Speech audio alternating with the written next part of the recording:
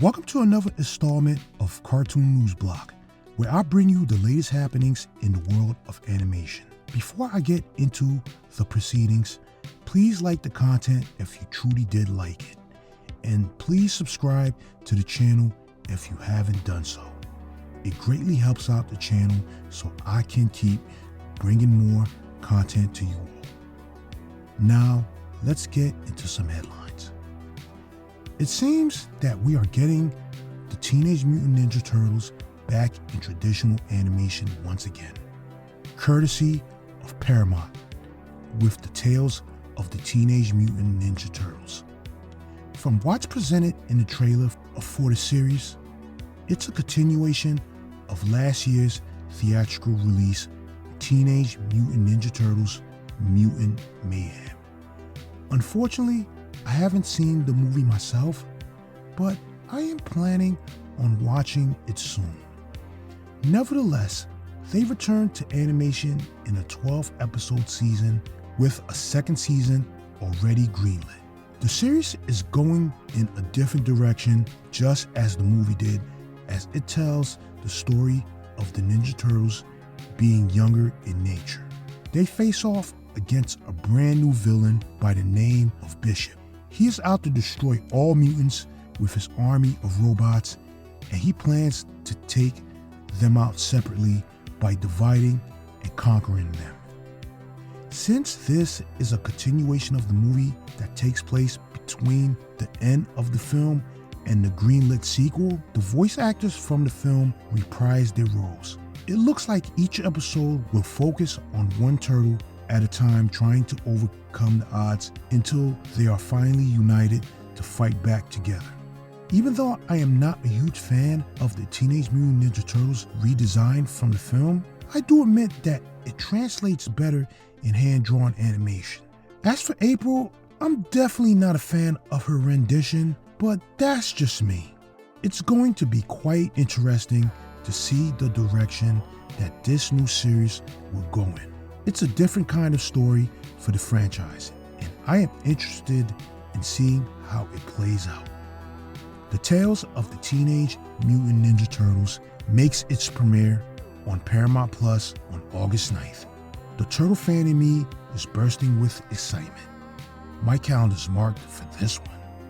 In other news, it seems that Disney might be in good standing after the release of Inside Out 2 to theaters last weekend. All thanks to Pixar, of course. Disney's proverbial knight in shining armor. Their ace in the hole.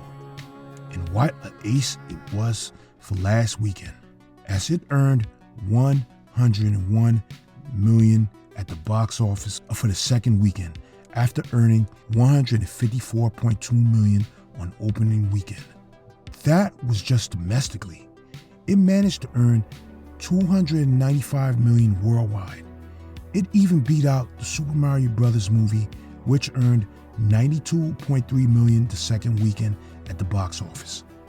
Inside Out 2 also managed to join the 100 million opening weekend club that houses other Disney Marvel Studios properties such as Black Panther, which earned $111.6 million the second weekend, and both Avengers movies, Infinity War and Endgame, earning $114.7 million and $147.3 million respectively. Once again, Pixar saves the day for Disney. One thing that can be said about Pixar is that they always manage to churn out quality animated films for the most part. For every misfire like Lightyear, there's a success like Inside Out 2 to reaffirm why they are one of the best animation studios in the business. The film couldn't have came at a better time. Disney hasn't been the pillar of quality releases lately, and they have squandered the faith of their audience constantly with less than stellar releases and bad press. Coupled with upper management's mishaps within the company affecting their IPs, Disney hasn't been the flag bearer for quality as they once were years ago. Pixar is the only studio that seems to be constantly generating quality releases for the company, making audiences want to go out to a theater to spend their hard-earned money for a cinematic experience. As I always say, the fans dictate the product. So, what do you think of the Ninja Turtles making their return to animation on Paramount Plus? Will it be a success on a streaming platform, or do you think it will flop hard? Also, do you think Disney can capitalize off the success of Inside Out 2? Do you think the film can go for a third consecutive weekend earning big? Lastly, what do you think of the state of Disney today? Please leave your thoughts in the comments section. I would love to read them and engage with you all. It's one of the highlights of my day when I get to answer your comments. So with that said, I will see you all on the next installment of Cartoon News Block. Excelsior!